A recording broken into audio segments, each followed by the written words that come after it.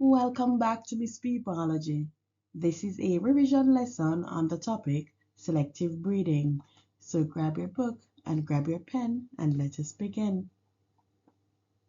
The lesson objectives are: describe what is meant by selective breeding, describe the stages of selective breeding, and lastly, explain the benefits and risks of selective breeding. Okay, so let me share with you a little story. I had a Rottweiler, and I noticed that every time people passed by my house, they would ask to borrow my dog to breed with their dog. And I'm like, what? And they're like, yes, I would love to have your dog breed with my dog so that the pups that they have would demonstrate characteristics like your dog. You know, Rottweilers, they're usually muscular, they're protective, they're loyal, confident, and hardworking dogs. And that is what the people wanted to see in the pups that they would get from the breeding of my dog with their dog. If I were to give in to that request, then I would be involved in selective breeding. All right, so let's jump into the lesson. Objective number one: describe what is meant by selective breeding.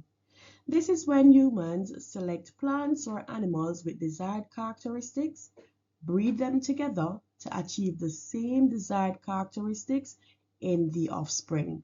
All right, so we're selecting the Rottweiler and this female dog, and we are trying to get the characteristics of the Rottweiler.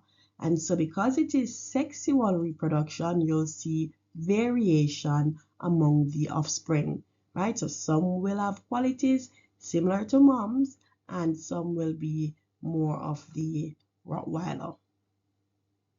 There are four main examples of selective breeding that you need to know for your exams. So one, you need to know about food crops and how selective breeding could bring about disease resistance. You need to know about animals which produce more meat or milk. You need to know about domestic dogs with gentle nature. And lastly, flowers that are large and unusual. Here is a common exam question which usually value 3 to 4 marks. So the question is basically asking you to describe the process of selective breeding. So let's read the question. It says a farmer wants to use selective breeding to breed cows that produce a high yield of meat. Describe the process of selective breeding the farmer could use. All right, so step one.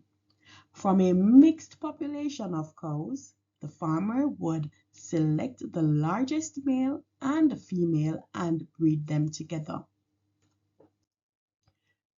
They will then look at the offspring. Remember, this is sexual reproduction now. So you will have variation among the offspring. So step two, choose the largest male and female from the offspring and breed them together. Step 3. Continue breeding the largest male and female from the offspring over many generations until all the offspring are large. There are many benefits of selective breeding. The main thing about selective breeding is that you're producing plants and animals with the desired characteristics. It could be food crops that are disease resistant, animals that produce lots of meat and milk. You could be producing domestic dogs that have gentle nature, or flowers that are unusual and large. Here are some of the problems associated with selective breeding. So one, there is a reduction in the number of alleles in a population. Remember, alleles are alternative forms of the same gene, and this will result in lack of variation. This is not a problem when conditions are stable. However, if there should be a change, for example, climate change or a new disease should enter the population, because of the lack of variation, it is possible that none of the plants and animals can cope with this change, and so they might end up dying out. Another problem is inbreeding. So this is when animals or plants are mated with close relatives, and this results in lack of variation. It will also result in more chances of plants or animals inheriting a genetic disorder, as the gene pool is limited. Please note it doesn't matter what example you get in the exam, whether it is about crops or cows or dogs or fish or cat or flowers, the answer is always the same when they ask you about the steps involved in selective breeding. So remember now, step one, from a mixed population, select the best male and female with the desired characteristic and breed them together. Step two, choose the best male and female with the desired characteristics from the offspring and breed them together. Step 3. Continue breeding the best male and female from the offspring over many generations until all the offspring are expressing the desired characteristics.